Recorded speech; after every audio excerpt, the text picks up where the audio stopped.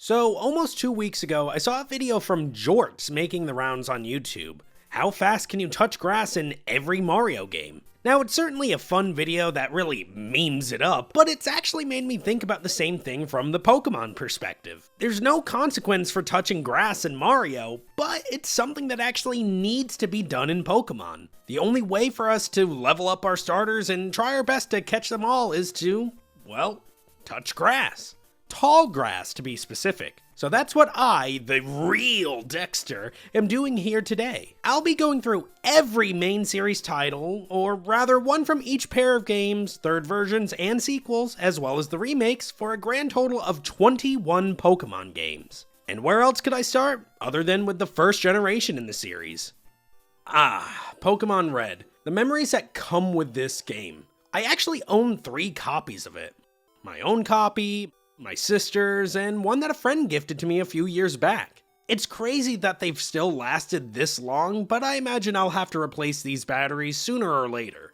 Now, I think I should mention here that even though the title of the video is how fast you can touch grass in every Pokemon game, there of course will be my occasional missteps that would more than likely have someone thinking they can do it faster. That's probably true, but will it be any meaningful difference? I mean, this isn't a speed run per se, it's more so just an idea of how quickly you can get to one of the most important features in the series. And with that being said, Pokemon Red clocks in at about 45 seconds. Quite the high bar. Or is it the low bar? Anyways, let's fast forward a bit and see what our first encounter is. And it's a Rattata. Pretty standard. Well, onwards to the next game. Now, naturally, Pokemon Yellow is a bit different from Red and Blue, so there's more than likely some difference here, even if it's pretty small. Actually, about 2 seconds as a matter of fact.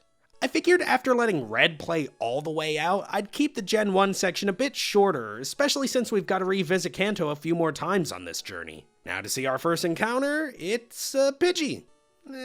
It's cool. Now onwards to Johto. Now, Pokemon Gold is really special to me. Of course, everyone got their hands on that shiny Gyarados back in the day, but it actually wasn't my first shiny. Mine was actually a Sentret. Though I didn't know exactly what a shiny Pokemon was at the time, I knew it was special, as it was gold and pink and had a fun little animation at the beginning. Fortunately, Elm's assistant had just given me a Pokeball, and it was like my third encounter after that. And then my battery died, and it had to be replaced, and here we are. It's sad, but what can you do? Anyways, now that we've doubled our time talking to our mother, let's head out into the grass, and we're being stopped. You know, I should have known better, so let's just restart. Alright, geez, this really does feel like it's dragging on. Everyone wants to talk to me, it seems. But I am finally touching grass at 2 minutes and 36 seconds, over 3 times the amount of the previous game. But can I actually really complain, because it's still only 2.5 minutes? And our first encounter is a Sentret. Hey, you know, you might not be a shiny Sentret, but it's still very nice to see you. Now moving on to Crystal, everything is more or less the same, so we can just try and hurry up and get to the grass and... I don't know what I was thinking. We gotta restart this again. Okay, so I think from now on, I just really need to assume that outside of the first generation, no one is going to let me touch tall grass without a Pokemon. So, Elm's got a bit of a different setup compared to last time, and that leads us to a total time of 3 minutes and 8 seconds. Really going big here. And our first Crystal encounter is yet another Sentret. Man, next time these guys are available in game, I gotta shiny hunt it. And now we move towards the Land of the Trumpets. Generation 3's Pokemon Ruby is up to bat, and I imagine this should be pretty straightforward. I've always really loved this intro sequence, although I don't believe leaving a child in a dark moving truck with tons of big, unsecure boxes and furniture is really the smartest move someone could do.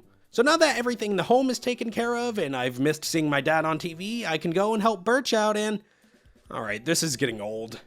So I've got to talk to May, then I can go help her dad out. And I still can't touch the grass. Again, I should have known better, but what can you do? Okay, we've gone back to the lab, and sure, I'll go ahead and meet up with your kid. Just let me go. And we've clocked in at 4 minutes and 2 seconds, our longest time yet. So how will we be rewarded? With a Poochyena. I suppose that's better than like a worm pull or something. So we're taking a brief intermission and going back to Kanto with Fire Red, and I imagine this will be pretty quick. So far, Red is the absolute shortest, and that intro was definitely a bit longer, but it seems like we're only going to be about 20 seconds or so more, and Oak actually stopped us this time. Well, that's not a great sign. Looks like we're going to need to get our starter, battle our rival Green, and... Okay, I should not have spoken to this NPC. Why? Why did I do this? Well, it only cost us about 2 seconds, and we've clocked in at 3 minutes and 24 seconds. And we've got another Pidgey as our first encounter. Neato. Well, let's head back to Hoenn then. So, Pokemon Emerald is pretty cool. You know, for being rated so low when it first came out, so many people have such a strong love for this game, it makes me wonder how it would be rated nowadays by fans and critics alike. The industry has changed a bit, so maybe they'd look upon it differently. But you know what? I'm gonna say it. I think a majority of people that love Emerald and are Pokemon naysayers today would probably not look at Emerald too favorably. Full price for a game that changes the story slightly and just adds something called the Battle Frontier? Outrageous! And we're only slightly longer than Ruby at 4 minutes 17, so that's not bad. Wonder what our first encounter will be. Hope it's not that Wurmple I mentioned earlier. Well, let's just move on. Well, now we're on another brand new console, the Nintendo DS and Pokemon Diamond. I actually chose Pokemon Pearl when I was a kid, but it got lost, which devastates me even till this day. Fortunately, I have a copy of Diamond to get me through all of this.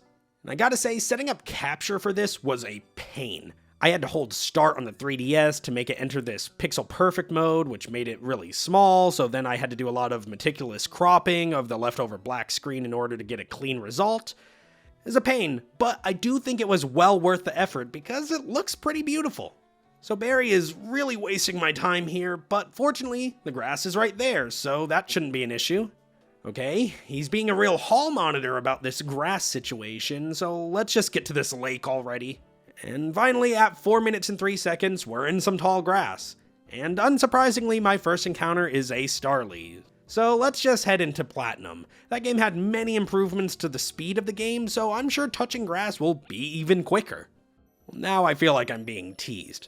Barry wants to go into the grass, and yet I still can't go in it. Well, surely I can go in it after I get my starter. This is taking so long. Barry, please, hurry up. Okay, we've clocked in at 8 minutes and 9 seconds. Thank God it's over. And what do we get as a reward? Maybe a doof. Cool. Look, I know a lot of you meme lords love calling this thing God, but after 8 minutes of patience, I am not impressed. I just want to move on to Johto again. Alright, this feels refreshing. Even though this chat with my mother has dragged on, I feel like the end goal is in range. You know, I never did have Heart Gold when it came out. In fact, I purchased it not too long ago along with a Pokewalker. That did cost me a pretty penny, but I think it was worth it. One of these days, I'm really going to dig into this because Gen 2 and Johto as a whole is one of my all-time favorites. And we touched grass at 4 minutes and 26 seconds. And with our first encounter, unfortunately, not being a shiny Sentret. But hey, Hoot Hoot isn't bad. Well, this one is bad because it's only using Foresight, but hey. Well, actually, I don't have anything else to say, so let's move on. Okay, this intro is sick, and I just had to show it off. I honestly wish Game Freak kept doing amazing intros like this. It really just makes me feel I'm about to get into something totally epic. Yeah, still using that terminology. So, I also kind of panicked here as I usually just hit enter and it picks a name at random, but that's not the case anymore, so I went with, well, it says YY, but it looks either like a sad anime crying face or something very inappropriate.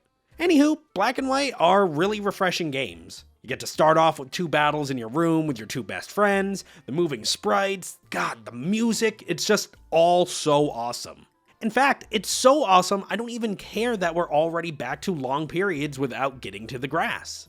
I mean, so much action is happening, so it kind of offsets it a tad. Although we are approaching really long territory here. In fact, now that we finally got to the grass, we can see it's our longest time yet, being 9 minutes and 36 seconds. But my reward is a beautiful cascade of flower petals and an encounter with a Lillipup.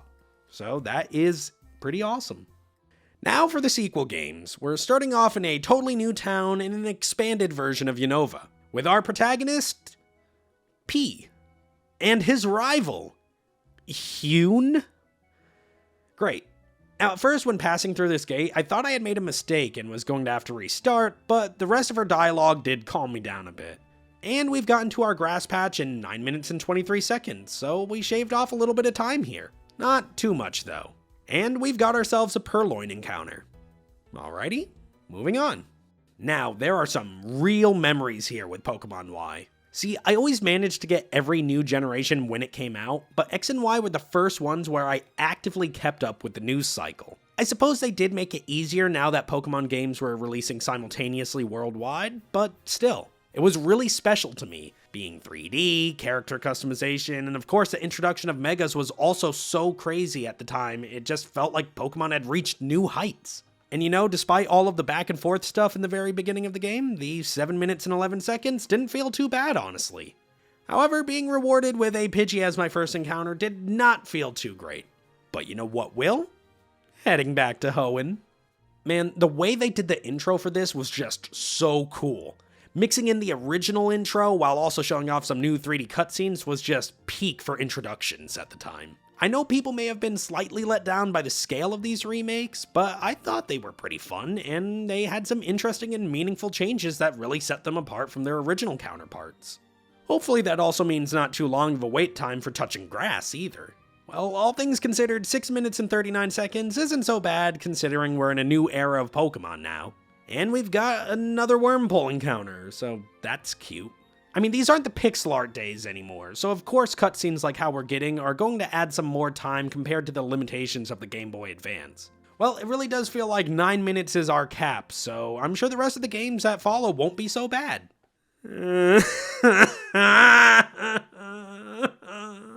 Look, Sun and Moon to this day are still my favorite Pokemon games of all time. I think the story is top tier, the new Pokemon are so wacky and unique, the introduction of regional variants being my favorite thing Pokemon has ever done.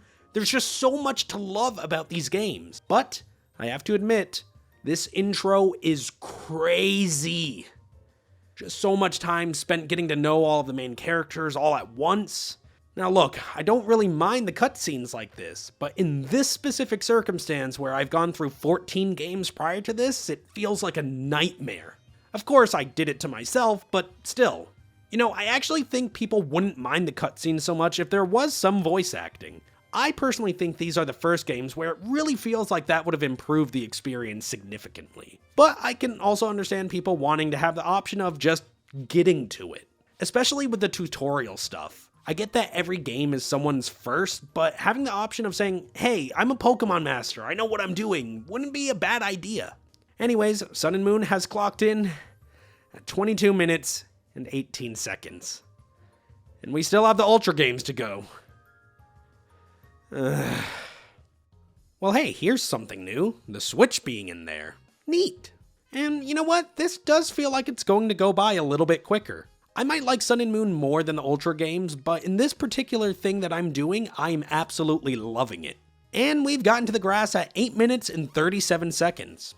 Not too shabby, and it's a great way to end off the 3DS era of things.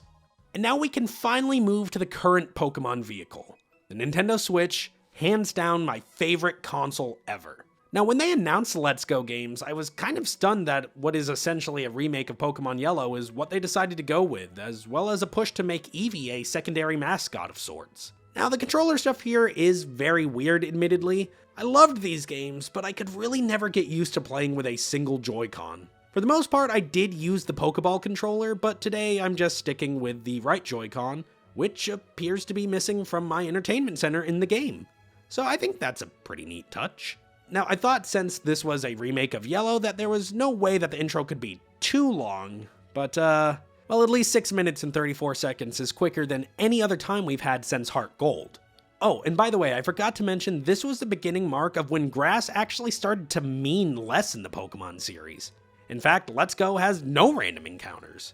So I did choose to run into this Pidgey, making it our most seen Pokemon in this video so far. It's also the first one I've caught, as all of the other ones I chose to knock out. Here, I don't have that option, but now it's time for us to move on. Ah, the 8th generation, littered with so much controversy. I never truly understood it, to be honest, but maybe that's because I'm an Omega fanboy or an Alpha bootlicker. I thought Gigantamax was pretty cool, and Regional Variant Evolutions was a superb extension to my favorite mechanic in the series. Of course, they're not without their problems, but what game isn't? But they were, and still are, pretty fun. Although we are back to the longer grass touching time here thanks to more cutscenes. But we finally managed to touch grass at 13 minutes and 18 seconds, and as for the encounter, I'm pretty sure it's always a Squovit, so whatever. Look, I'm trying to stay positive, but I really am getting worn out here. I just want this to end soon. So here's a really shocking title. BDSP brought us the first main series games made by someone other than Game Freak. And you know what? I think they did a pretty solid job. Sure, these games aren't as expansive as games like Oras were, but they're still neat little games. And look at that, 3 minutes and 17 seconds is our time. Shorter than the original, so that's cool. But still, Starly for our first encounter, so nothing too special there. But here is something special. Pokemon Legends Arceus. A semi-open world action RPG Pokemon game set in the past with a huge focus on story and side quests? Yeah, absolutely sign me up. This game came out just about a year ago, but it really doesn't feel like it was that long. It was such a refreshing change of pace, and it's just stayed in my mind since release. Honestly, it's got to be in my top 5 favorite Pokemon games of all time. Now, when it comes to touching grass, since random encounters are truly gone at this point, I have to specify the kind of grass I'm touching is still tall grass. So this little patch right here does not count, much as I would like it to. Now, before I fast forward to the final time, I just want to gas up Legends Arceus a little bit more. I really hope they do more of these in the future. I love side quests, and the final battles in here were just the bee's knees. Now, we got feudal Japan, but how about making Legends Genesect in Wild West times? I don't really think cowboys were in New York, but don't think about that aspect of it. Just think about how cool it would be. Anyways, Legends Arceus has clocked in at 18 minutes and 59 seconds, so there had to be some negative. And, yeah, we captured a Bidoof. As much as I love this game, it's the straw that broke the camera-up's back here. I am so tired, but thankfully, we just have one game to go. And that's with Pokemon Scarlet and Violet, or I guess just in this case, Violet, the newest entries in the series. I'll keep this brief. I absolutely loved these games just as much, if not more, than Legends Arceus. I'd say it's honestly top 3 Pokemon game for me. Yes, there are a plethora of problems that will hopefully be fixed soon, but that can't take away from how good the gameplay is, how good the selection of Pokemon are, the characters, the story. It's all just so good. Now, it did take some time to get used to the new art style, admittedly, but after going through every game up until now, I think I prefer it so much more. And with that said, as I don't want to drag on too long, it clocks in at 17 minutes and 14 seconds, with a Lechonk as the first encounter, as I'm sure was the case for everyone. So that's it. That's grass getting touched in every Pokemon game. The quickest is the OG Pokemon Red, with the slowest being my personal favorite, Pokemon Moon. It was quite the adventure, and as much as I'd love to give some deep, introspective speech here, I'm exhausted. I am putting on a big facade right now. I really just need to go lay down. Or is it lie down? I don't even know grammar anymore. So, Prime Sud's illness should be over any day now, so he's gonna have to cover for me next week. So, that said, I will see you all sometime in the future.